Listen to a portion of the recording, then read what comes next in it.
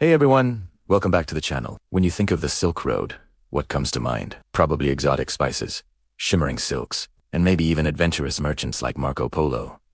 It was the world's first great superhighway of trade, connecting east and west, and bringing incredible wealth and cultural exchange. But this bustling network of routes had a much darker side, a hidden story that traveled alongside the caravans and ships.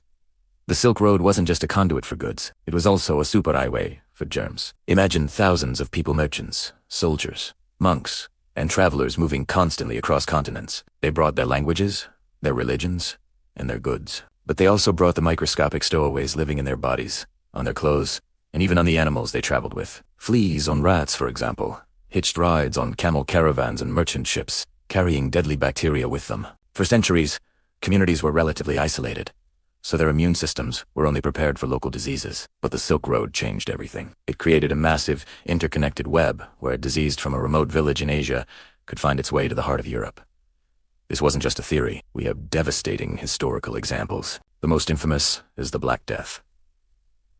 In the 14th century, this terrifying plague swept across Asia, the Middle East, and Europe, wiping out up to half of Europe's population. Historians believe it traveled along the Silk Road's trade routes, carried by infected rodents and fleas that moved from one trading post to the next, eventually reaching ports in the Mediterranean and spreading like wildfire. This wasn't the first time either. The plague of Justinian in the 6th century, which crippled the Byzantine Empire, also likely followed these same trade pathways from Central Asia.